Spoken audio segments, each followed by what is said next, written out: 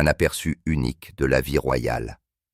Le chef personnel de la princesse Diana se confie, révélant à quoi ressemblait vraiment Diana en privé et en cuisine. Pendant plus de 2 décennies, il est resté silencieux. Darren McGrady, l'ancien chef royal qui a servi la princesse Diana avec une dévotion tranquille, dit « Je suis Darren McGrady, le chef royal, ancien chef de la reine. La princesse Diana, le prince William et le prince Harry. Il a observé de loin l'histoire être réécrite et les blessures être gommées. Il a cuisiné pour des rois et des reines. Mais c'est Diana qui a gagné sa loyauté et son silence. Aujourd'hui, à 60 ans, il rompt ce silence, une décision qui a stupéfié les observateurs royaux et rendu furieux les partisans de longue date de la défunte princesse. McGrady a finalement pris la parole. Ces paroles ne sont pas que des réflexions, ce sont des révélations. Au centre de tout, il y a la reine Camilla. Ce que Darren révèle à son sujet a secoué le pays et nous oblige à nous demander ce qui s'est réellement passé derrière les murs du palais. Tout a commencé après le commentaire de Darren McGrady sur le couronnement. Le commentaire surprenant de Darren McGrady sur le couronnement a suscité une vive réaction à l'approche du couronnement très attendu du roi Charles III et de la reine Camilla. Par la grâce de Dieu, du Royaume-Uni de Grande-Bretagne et d'Irlande du Nord, et de mes autres royaumes et territoires, rois, défenseurs de la foi, je promets fidèlement. Peu s'attendaient à ce qu'un ancien chef royal, surtout un proche de la princesse Diana, se prononce. Mais Darren McGrady l'a fait. Dans une interview qui a stupéfié à la fois les monarchistes et les fidèles de Diana, McGrady a annoncé qu'il célébrerait l'événement. « Le temps a passé », a-t-il dit. « Je crois qu'il est possible d'honorer le présent tout en chérissant le passé. » Les remarques semblent équilibrées, voire diplomatiques. Mais Internet ne l'a pas vu de cette façon. La réaction a été rapide. Alors que certains ont salué sa capacité à aller de l'avant, d'autres ont dénoncé une trahison. L'esprit de Diana ne sera jamais en paix si vous applaudissez la femme qui lui a causé de la douleur, a écrit un commentateur furieux. Un autre a ajouté « Vous n'êtes pas loyal envers son héritage. Vous devriez dire la vérité sur Camilla et non lever un verre à sa santé. » Pour un homme autrefois considéré comme un gardien discret de la mémoire de Diana. Ce changement a été un choc. Le silence de Darren à propos de Camilla avait toujours été curieux. Malgré de nombreuses interviews au fil des ans, il avait toujours évité de parler de la femme autrefois surnommée la femme la plus détestée de Grande-Bretagne. Et pour cause, l'affaire de Camilla avec Charles avait joué un rôle central dans le tourment personnel de Diana. Le ressentiment du public était encore vif dans de nombreux esprits. Même après qu'un sondage YouGov ait révélé que seulement 7% des Britanniques étaient favorables à ce que Camilla devienne reine un jour. Avance rapide, et la voilà couronnée reine consort lors d'une cérémonie regardée par des millions de personnes. J'ai soutenu le couronnement. Darren a réitéré. Cela ne veut pas dire que j'ai oublié ce que Diana a traversé. Cela signifie simplement que j'ai vieilli. La perspective change. Darren aurait dit à un journaliste après que son interview soit devenue virale. Mais pour beaucoup, ces paroles étaient trop peu, trop tard. Pourtant, ce que le public n'avait pas vu venir, c'est ce qui a suivi. Tout récemment, les gros titres ont éclaté avec des révélations choquantes de McGrady au sujet de la reine Camilla, des vérités qu'il avait gardées enfouies pendant des décennies. Pourquoi maintenant? Pourquoi parler après toutes ces années? Beaucoup pensent que c'est la réaction à ses commentaires sur le couronnement qui l'a fait craquer. Être accusé de trahir la mémoire de Diana a peut-être remué quelque chose de plus profond, une envie de rétablir la vérité une fois pour toutes. Qu'il soit motivé par la culpabilité, le chagrin ou une promesse qu'il s'était faite, Darren McGrady dit enfin la vérité. La vérité sur les actions de Camilla envers Diana n'est pas adoucie par le temps. Elle est amère, brute et dévastatrice.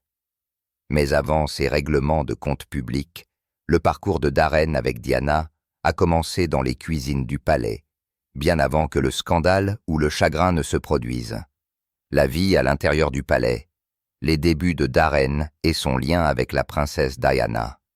Lorsque Darren McGrady est entré au palais de Buckingham en 1982 en tant que chef le moins gradé dans une cuisine de 20 personnes, il n'a jamais imaginé que sa vie deviendrait si étroitement liée à la princesse Diana.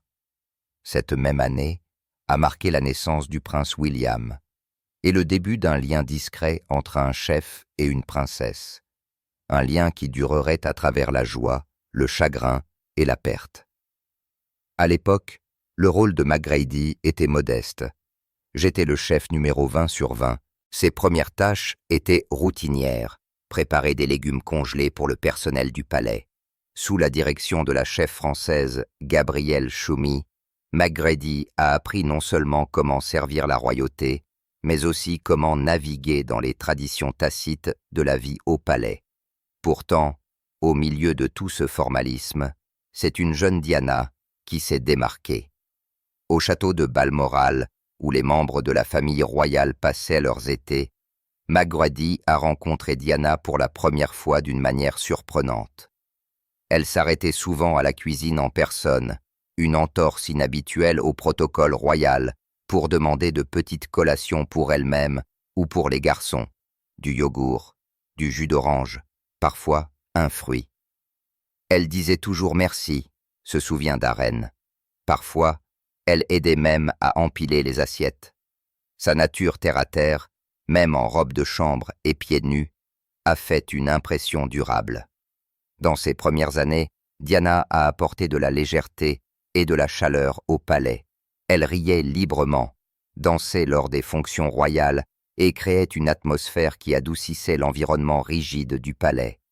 McGrady s'adressait toujours à elle de manière formelle, mais leur lien s'est approfondi avec le temps, façonné par des échanges discrets et sa gentillesse constante. Diana avait de petits rituels. L'un d'eux était son jus du soir. Carottes, céleri, pommes, selon son humeur. Mais avec le temps, McGrady a remarqué un changement. Alors que son mariage avec le prince Charles devenait de plus en plus tendu, en grande partie à cause de sa relation continue avec Camilla Parker B.S. L'appétit de Diana a commencé à s'estomper. Un soir, elle a cessé de demander sa boisson habituelle. Toujours inquiet, Darren l'a préparée quand même. Elle l'a pris d'une traite, dit-il. Elle avait l'air d'avoir pleuré. Dans des moments comme celui-là, à huis clos, McGrady a vu les conséquences émotionnelles que l'affaire avait sur elle. Avant que la presse ne connaisse toute l'histoire, il a été témoin du chagrin de près. En 1992, la séparation entre Diana et Charles est devenue officielle. Diana a quitté le palais de Buckingham et a emménagé dans l'appartement 8 du palais de Kensington avec William et Harry. Pour McGrady, c'était la fin d'une ère. Mais peu de temps après, il a reçu un appel qui l'a surpris. Diana voulait qu'il soit son chef personnel. Il n'a pas hésité à accepter. La vie à Kensington était beaucoup plus détendue. La grandeur de Buckingham a été remplacée par un environnement humain plus personnel.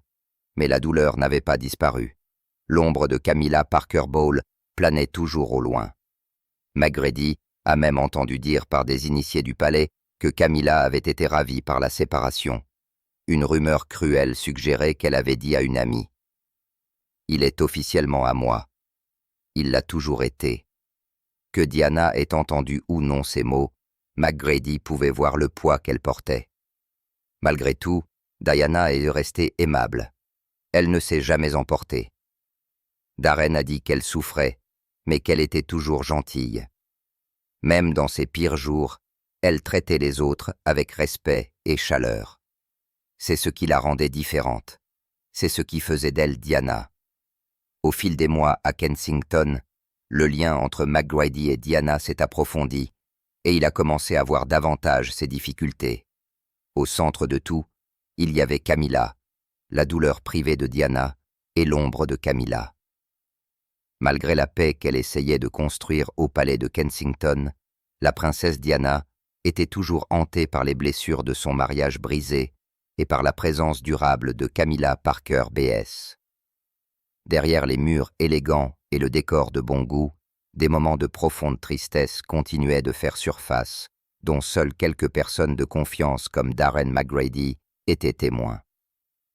Un soir, alors que McGrady débarrassait les assiettes après le dîner, Diana s'est attardée dans la cuisine. Elle n'était pas là pour la nourriture. Elle avait besoin d'une personne qui l'écoute. Tranquillement, presque comme si elle se confessait à elle-même, elle a dit « J'ai toujours su que je ne serai jamais reine. Cette fille qui a pris mon mari sera reine un jour. » Les mots, bien que prononcés doucement, ont frappé Darren comme un éclair.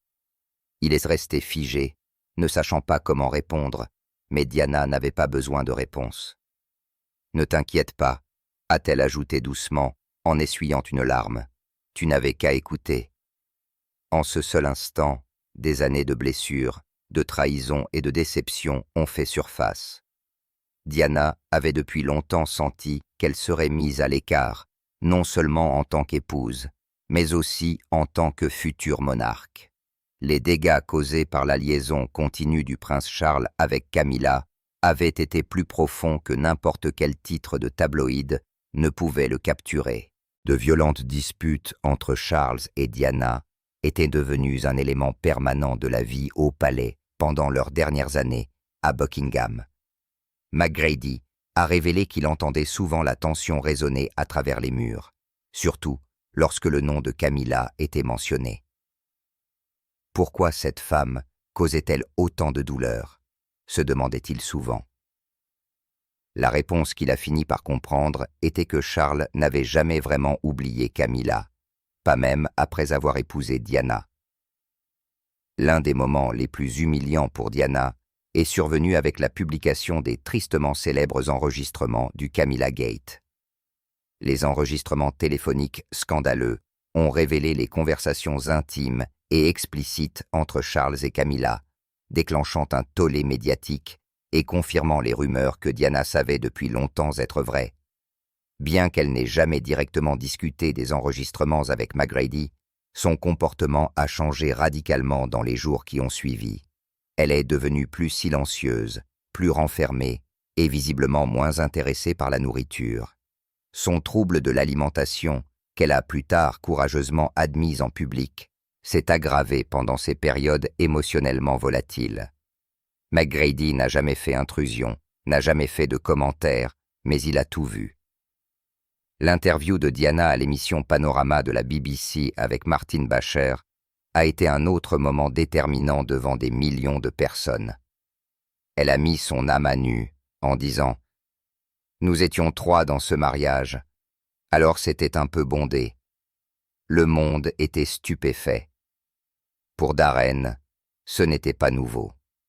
C'était une validation. Il avait été témoin de sa souffrance silencieuse, et maintenant le reste du monde aussi. Sa vulnérabilité et son honnêteté dans cette interview ont jeté une lumière crue sur l'affaire de Charles et Camilla. Galvanisant la sympathie du public pour Diana d'une manière qu'aucun publiciste ou conseiller royal n'aurait pu réaliser.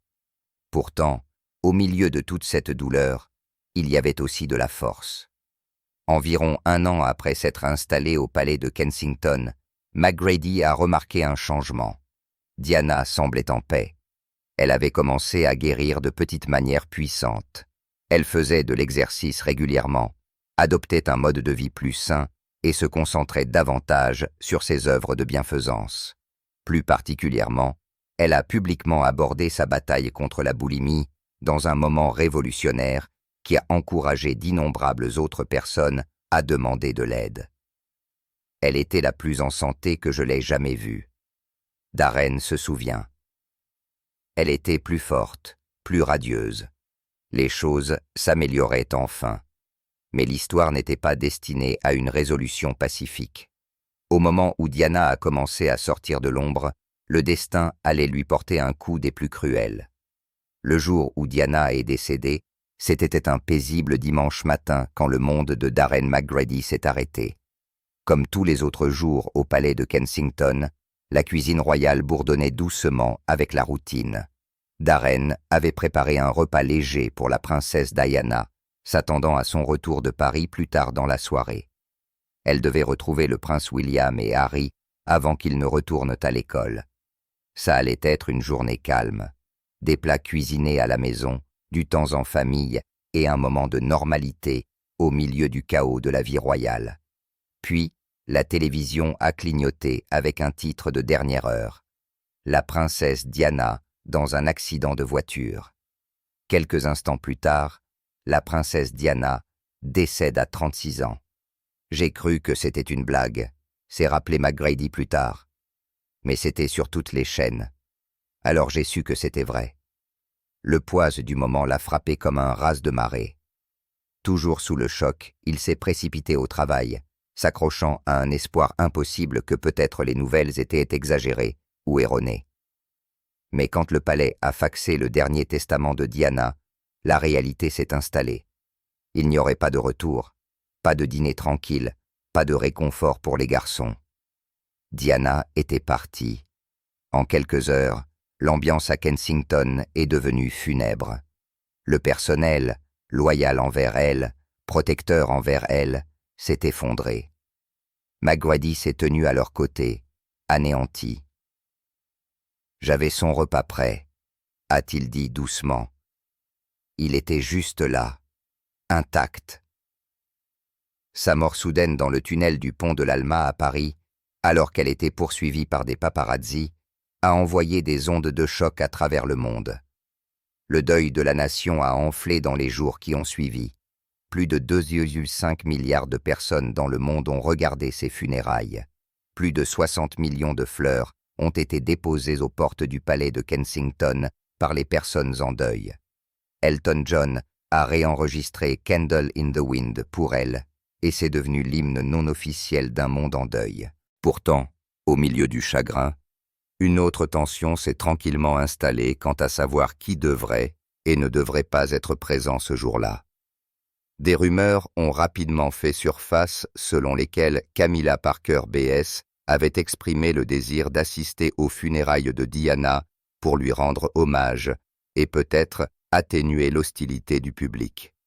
Certains initiés ont suggéré qu'elle espérait que sa présence pourrait être perçue comme un geste de bonne volonté, un pont vers un avenir où elle pourrait être acceptée.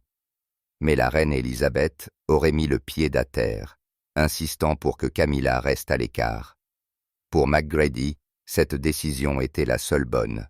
C'est une bonne chose qu'elle ait écouté la reine et qu'elle n'y soit pas allée. Il a dit que le monde ne lui aurait jamais pardonné. Les gens ne pleuraient pas seulement une princesse. Ils pleuraient Diana. La présence de Camilla aurait été perçue comme un manque de respect, comme se présenter sur les lieux d'un crime que vous avez contribué à créer. Pour McGrady et beaucoup de ceux qui avaient aimé Diana, la pensée de Camilla si étroitement liée à la douleur que Diana avait endurée. Marcher derrière son cercueil aurait été insupportable. Le chagrin était encore trop vif, la trahison trop récente.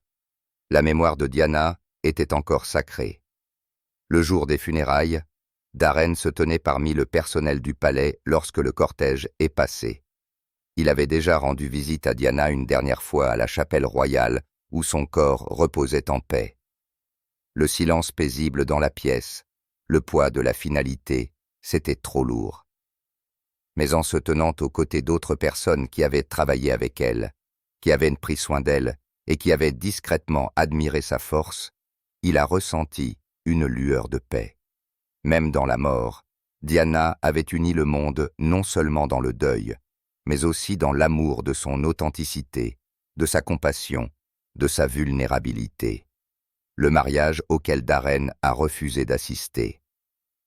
Le 9 avril, Charles et Camilla Parker B.S. se sont finalement mariés lors d'une cérémonie civile au Windsor Guildhall, suivie d'une bénédiction religieuse à la chapelle Saint-George. Pour beaucoup, c'était un moment attendu depuis longtemps, une légitimation discrète d'une relation qui avait résisté à des décennies de scandales. Mais pour Darren McGrady, cette journée a marqué quelque chose de complètement différent. Je n'ai pas regardé. Je ne suis pas allé. Je ne pouvais pas. McGrady a admis plus tard. Mes pensées étaient avec Diana toute la journée. À ce moment-là, McGrady avait quitté le service royal et vivait aux États-Unis, où il dirigeait une entreprise de traiteurs prospères. Pourtant, le monde royal ne l'avait pas quitté.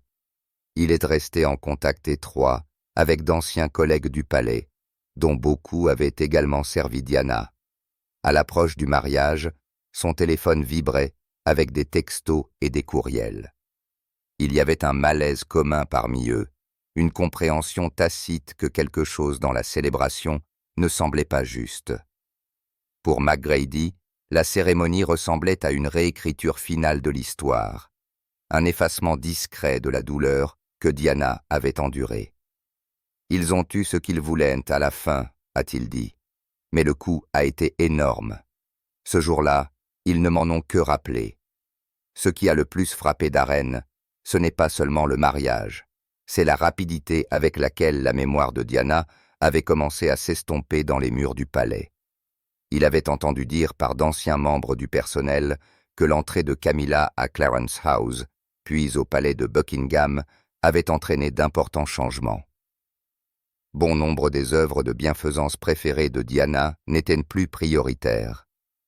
Certains membres du personnel fidèles à Diana ont été réaffectés ou congédiés. C'était comme une réinitialisation complète, rarme, a expliqué McGrady, comme si le passé devait être rangé, caché. C'est au milieu de cet effacement discret qu'un souvenir a fait surface avec une clarté obsédante. Diana avait dit un jour à McGrady « Je ne serai jamais reine. Cette fille qui a pris mon mari sera reine un jour. » Le jour du mariage, ces mots ont résonné dans son esprit. Ces observations discrètes, gardées pendant des années en silence, allaient de bientôt devenir le fondement des révélations les plus explosives de Darren sur le rôle de Camilla derrière les murs du palais. Elle est le mal à l'état pur. L'effacement de la mémoire de Diana par Camilla à l'intérieur du palais pendant des années après la mort de la princesse Diana. Darren McGrady est resté silencieux par respect, par chagrin et peut-être par crainte que le fait de parler ne fasse que raviver les blessures. Mais derrière ce silence se cachait une tempête d'observation, d'émotion et de vérité qui était restée longtemps inexprimée. Quand il a finalement commencé à parler, ce sont les actions de Camilla après la mort de Diana qui ont stupéfié le monde. Dans l'un des moments les plus chargés d'émotion de ses révélations publiques, McGrady, maintenant âgé de 63 ans, a décrit ce qui s'est passé après que Camilla ait emménagé à Clarence House, puis au palais de Buckingham. Cela a commencé subtilement, presque imperceptiblement, mais pour ceux qui avaient connu Diana, c'était indubitable. Sa mémoire était en train d'être effacée. Selon McGrady, les signes étaient partout. Les doux détails féminins que Diana avait autrefois ajoutés à ses quartiers privés, les couleurs pastel, les photos de famille, les roses anglaises fraîchement coupées, ont commencé à disparaître. Ses plantes préférées, comme les myosotis dans les lys, ont été remplacées par les arrangements préférés de Camilla. Les meubles ont été déplacés ou enlevés complètement. C'était comme si elle redécorait non seulement l'espace, mais aussi le récit. McGrady a dit qu'il ne s'agissait pas seulement de goût, il s'agissait de la présence de Diana et de la façon de l'enlever. Mais l'effacement le plus douloureux, a-t-il dit, a été la façon dont les photos de Diana ont été traitées.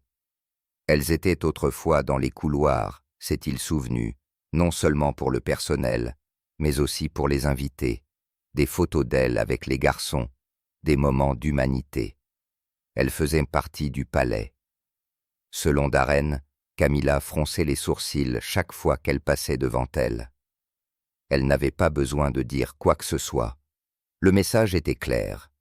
Quelques mois après son emménagement, les photos ont été déplacées d'abord vers des endroits moins visibles, puis dans des pièces privées, et finalement enlevées complètement. Une seule est restée, a dit McGrady, cachée dans une pièce non ouverte au public. Et puis, après environ 3 ans, celle-là a disparu aussi. Pour McGrady, cette disparition a été un point de rupture. J'ai été choqué. Et il a dit, je me suis dit, comment quelqu'un peut-il être aussi menacé par un souvenir? Ce n'était plus une femme. Ce n'était qu'une photo. Et même ça, c'était trop pour elle. C'est à ce moment-là que McGrady a prononcé les mots qui ont envoyé des titres de presse dans tout le paysage médiatique. Elle laisse le mal à l'état pur. Il ne l'a pas dit à la légère, et il ne l'a pas dit pour faire sensation. C'est la première pensée qui m'est venue à l'esprit, a-t-il admis. Quand j'ai appris tout ce qui avait été fait pour effacer Diana de la maison même qu'elle avait aidé à transformer, cela m'a retourné l'estomac. C'était cruel, c'était calculé. Sang, pour beaucoup au sein du palais, ces changements ont été présentés comme des mises à jour normales, faisant partie d'un nouveau chapitre. Mais McGrady et beaucoup de ceux qui avaient connu Diana personnellement pensaient le contraire. Ce n'était pas seulement une redécoration, a-t-il insisté. C'était une déclaration, une action délibérée pour remplacer tout ce que Diana représentait. Qu'est-ce qui a rendu les changements encore plus douloureux? McGrady a dit qu'il y avait le contraste entre l'énergie de Diana et celle de Camilla. Diana a fait sentir que le palais était vivant. Il a dit qu'il y avait une chaleur dans les couloirs, une gentillesse. Vous la verriez marcher pieds nus dans la cuisine pour demander du jus d'orange ou glisser des couvertures dans le coffre de sa voiture pour quelqu'un dans la rue. Cette lumière, sa lumière, était indéniable. Quand Camilla est arrivée, cette lumière s'est éteinte. Pendant des années, McGrady n'a rien dit. Il est resté aux États-Unis, a bâti son entreprise de traiteur et a honoré discrètement Diana par le biais d'événements caritatifs lors d'apparitions publiques. Mais plus il voyait Camilla passer de partenaire privé à duchesse de Cornouailles et enfin à reine consort, plus il se sentait obligé de dire la vérité. « J'ai soutenu le couronnement », a-t-il reconnu, « parce que je crois qu'il faut aller de l'avant. Je crois qu'il faut honorer la monarchie, pas seulement un moment de celle-ci, mais aller de l'avant ne signifie pas que nous enterrons la vérité. Cela ne signifie pas que nous oublions. » McGrady a souligné que sa décision de parler n'était pas motivée par le ressentiment. Elle était motivée par l'amour pour Diana et pour la vérité. « Je lui dois ça », a-t-il dit. « Après tout ce qu'elle a enduré, le moins que je puisse faire est de protéger son histoire. Tout, même les parties inconfortables. » Ces paroles ont touché une corde sensible, non seulement dans les cercles royaux, mais dans le monde entier. Pour beaucoup, la voix de McGrady a donné de la substance aux soupçons de longue date, selon lesquels l'héritage de Diana avait été lentement mis de côté au profit d'un récit plus poli et contrôlé. Pour d'autres, c'était un rappel douloureux de la façon dont l'histoire oublie souvent ceux qui souffrent en silence. Le public réagit à la bombe de vérité de Darren. Les révélations de Darren McGrady ont envoyé des ondes de choc au public quelques heures après la publication de son interview franche. Les médias sociaux ont éclaté en une tempête de réactions. Ces paroles émouvantes ont donné une voix à des sentiments soupçonnés depuis longtemps, en particulier parmi les partisans de Diana, qui avaient passé des années à croire que la défunte princesse avait été traitée injustement, à la fois dans la vie et dans la mémoire. Darren, merci d'avoir enfin dit la vérité. Un utilisateur a posté « Vous avez dit ce que tant d'entre nous ressentent depuis des années. Des milliers de messages ont afflué, applaudissant l'honnêteté et la loyauté de McGrady envers Diana. Beaucoup ont décrit ces commentaires comme une justification attendue depuis longtemps. Une rare confirmation de l'intérieur de ce que le public n'avait fait qu'imaginer. Mais tout le monde n'était pas favorable. Certains ont remis en question son timing. « Pourquoi maintenant ?» ont demandé les critiques. « Vous avez célébré le couronnement, puis vous vous êtes retourné et vous avez dit ça. » Quelques-uns l'ont accusé de rechercher l'attention ou de profiter de vieilles blessures. Pourtant, Les partisans de McGrady n'ont pas tardé à le défendre. Il est resté silencieux pendant plus de 2 décennies. Un fan a écrit « Si quelqu'un a mérité le droit de parler, c'est bien lui ». Pendant ce temps, l'héritage de Diana a été ravivé. D'anciennes interviews, des vidéos et des citations ont été republiées sur toutes les plateformes. Les comptes de fans qui lui étaient dédiés ont vu le nombre de leurs abonnés augmenter du jour au lendemain. Le message était clair. Le public n'avait pas oublié la princesse du peuple. Et les paroles de McGrady avaient rouvert une blessure qui ne s'était jamais vraiment cicatrisée. Quelle est la prochaine étape pour la reine Camilla? Avec les révélations de Darren McGrady, qui résonnent maintenant dans les gros titres et sur les médias sociaux, l'image soigneusement gérée de la reine Camilla fait face à son défi le plus sérieux à ce jour. Pendant des années, sa personnalité publique avait lentement évolué, passant de l'autre femme à une figure réhabilitée aux côtés du futur roi. Mais maintenant, avec une nouvelle lumière jetée sur ses prétendues actions derrière les murs du palais, beaucoup se demandent ce qui va suivre. Les partisans de la monarchie insistent sur le fait qu'il est temps de passer à autre chose, que Camilla a payé sa dette et gagné sa place. Mais les récits détaillés de McGrady ont ravivé une tempête, en particulier parmi les fidèles de Diana qui n'ont jamais accepté l'ascension de Camilla. Pour eux, la couronne qu'elle porte maintenant est toujours entachée par la douleur qu'il a fallu pour l'obtenir. Les initiés du palais restent muets, fidèles au mantra de la famille royale qui consiste à ne jamais se plaindre, ne jamais s'expliquer. Mais le silence pourrait ne plus suffire. La confiance du public est fragile, et le timing des révélations de McGrady, si près du couronnement de Camilla et de la prise de pouvoir de Charles, ne pourrait pas être plus critique. Certains commentateurs royaux prédisent que la monarchie va simplement laisser passer la tempête. D'autres ont averti que les taux d'approbation de Camilla, déjà historiquement plus bas que ceux de Charles, pourraient subir des dommages irréparables. Si le récit de McGrady gagne du terrain, il pourrait hanter le règne de Camilla pendant des années. Quant à Darren, il dit qu'il ne cherche pas à se venger, seulement la vérité. Ce que les gens en font leur appartient, a-t-il dit. Je ne pouvais plus rester silencieux. Avec le silence enfin brisé, le monde observe la reine Camilla de plus près que jamais. Parce qu'une fois que la vérité est révélée, le masque ne peut plus être remis.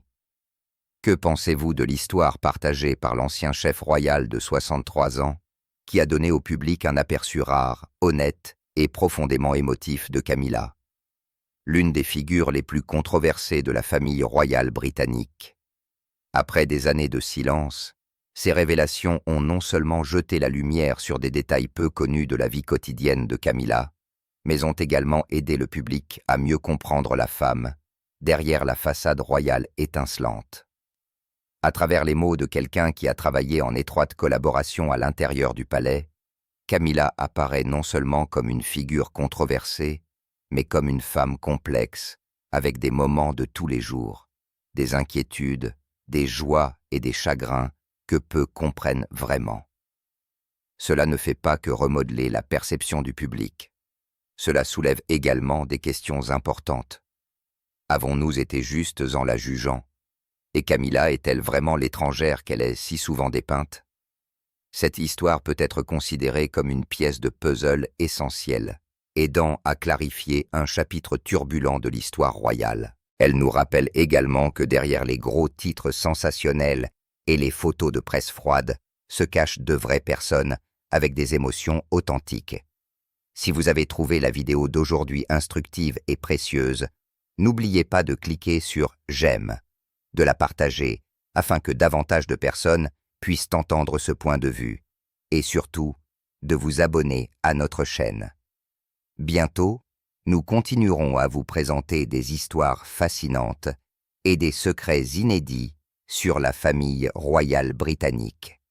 Merci beaucoup d'avoir regardé et nous sommes impatients de vous voir dans la prochaine vidéo. Commentaires choquants. Merci d'avoir regardé.